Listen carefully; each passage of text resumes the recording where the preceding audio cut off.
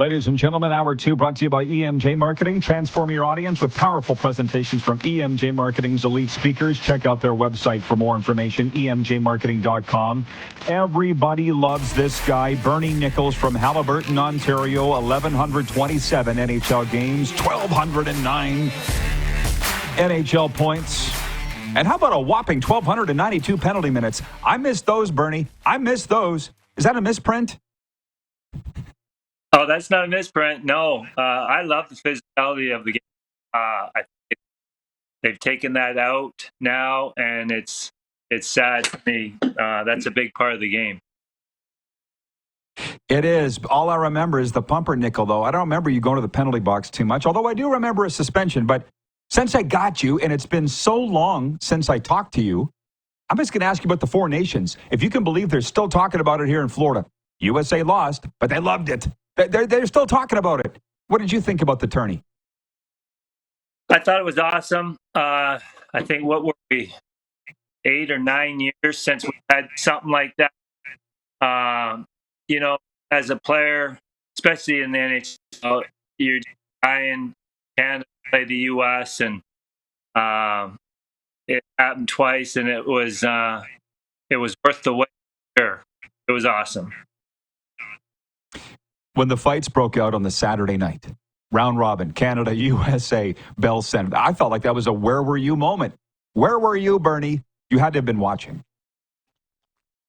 Oh, I was watching. I was, and you're in the U.S. too. I understand what happened, but people don't understand. Kachuk, he challenged the smallest guy in Canada.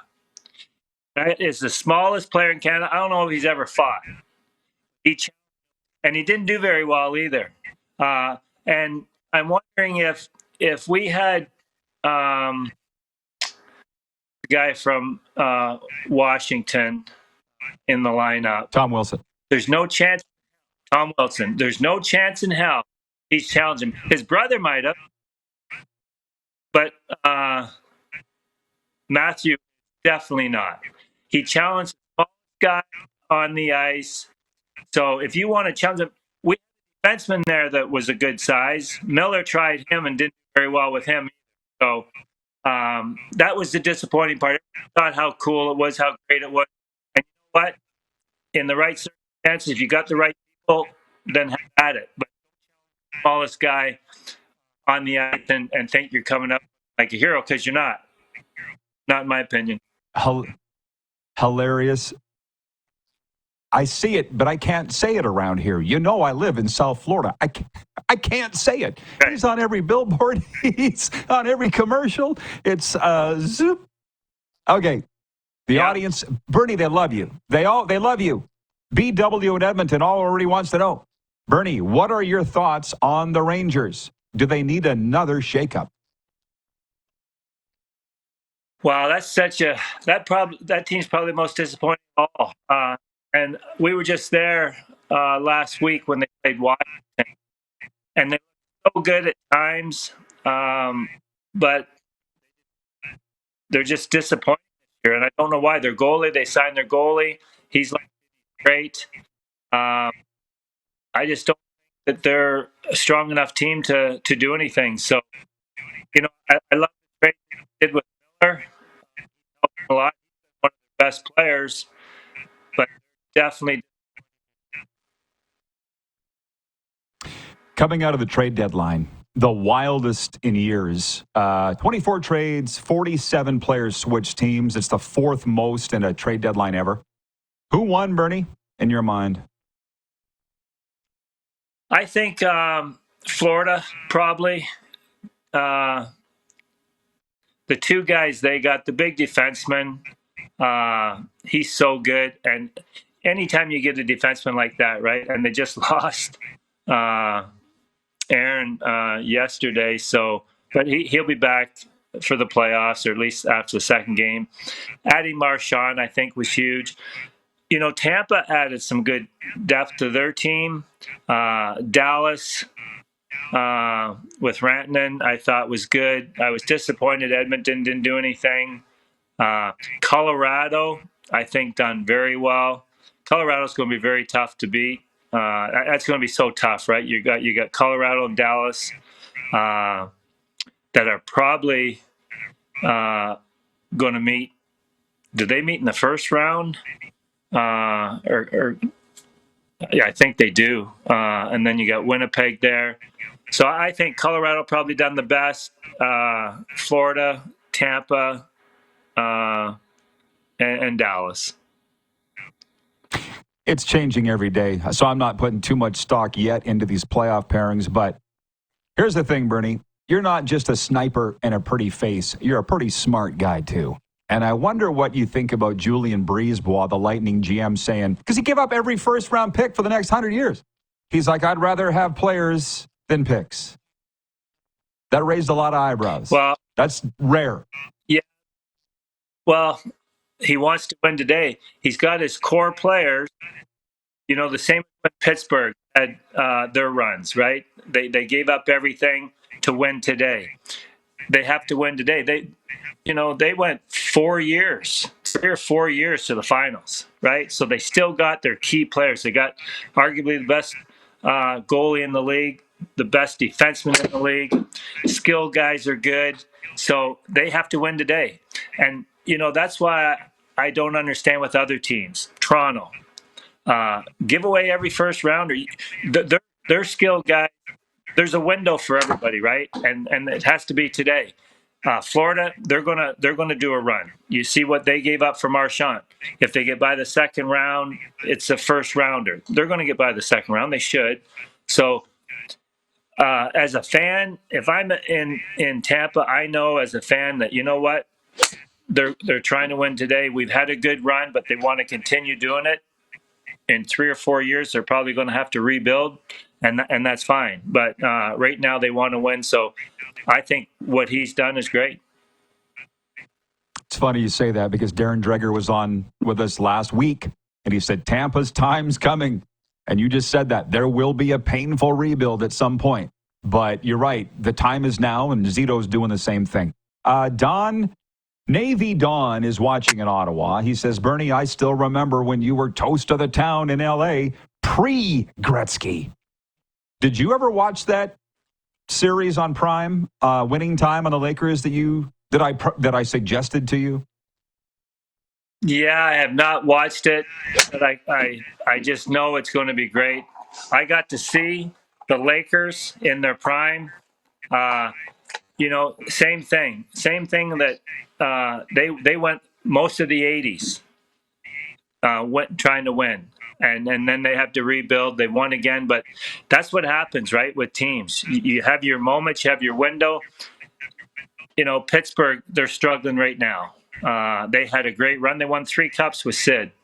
And now they got nobody. They got their big 3, and that's it because they've given away everybody else. So Pittsburgh, I think they still have to be happy with what they've had there for many years. So that's where the NHL, that's where your key teams, New York, they're right there. They should have sold the farm to beef it up even better, I think.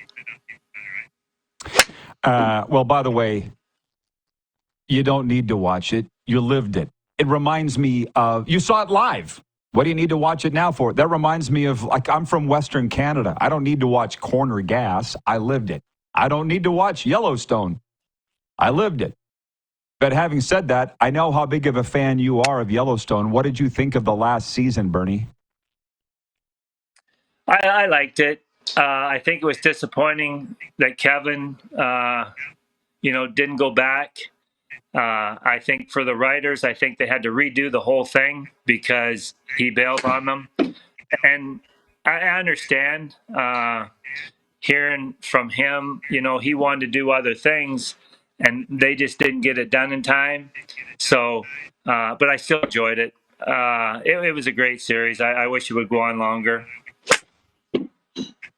Yeah, I know. I'm with you. It was very disappointing and kind of a weird last season. Yeah. So you're buddies with Kevin Costner? Is that what I'm picking up here? No, I met him. I like him.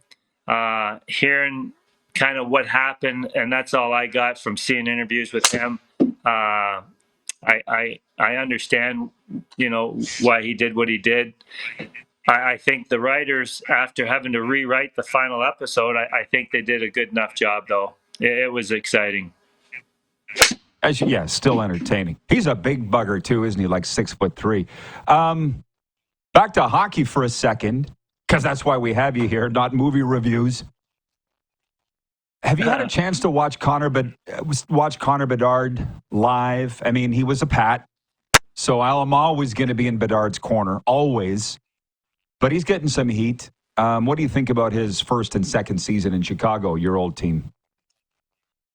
Yeah, I haven't got to see him live. I've seen him enough. You know what? What I think's so hard on kids is the expectations that are put on them.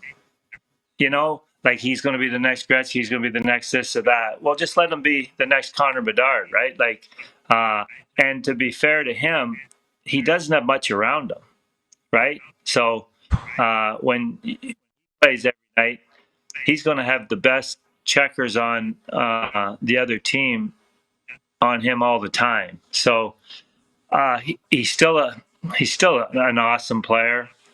But like I said, I don't think he's got much around him, and he's not Connor McDavid, Nathan McKinnon. He's not in that class. He's a good player, but that's the way it is. Well, yeah. Well, it's funny because Navy Don continues regarding your jerseys. He goes, those purple and gold jerseys on Marcel Dion and the Triple Crown line were A1. It's still my favorite all-time jersey. I'm sure it is favorite. I'm sure it's yours too.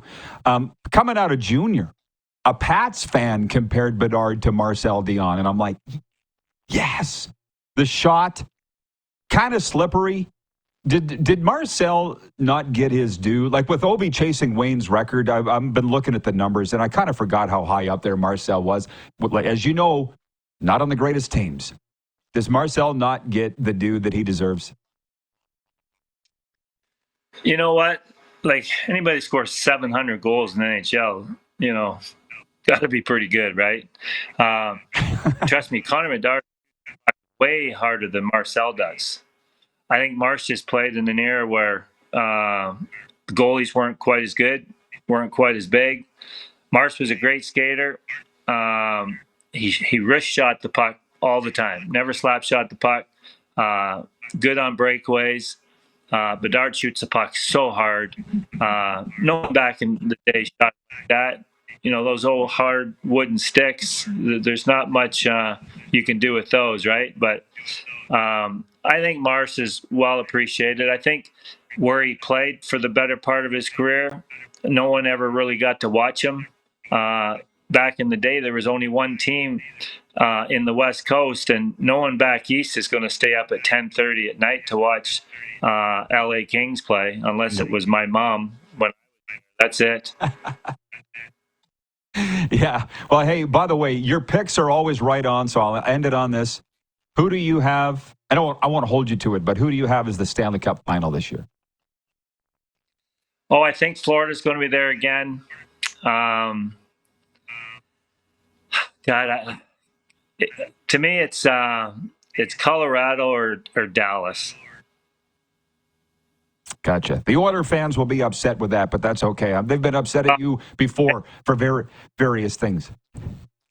Trust me, I'm cheering for the Oilers. I was so disappointed they didn't make a deal. I was hoping Kane would be back. There's nothing more than I would sooner have as the Oilers there winning the Cup.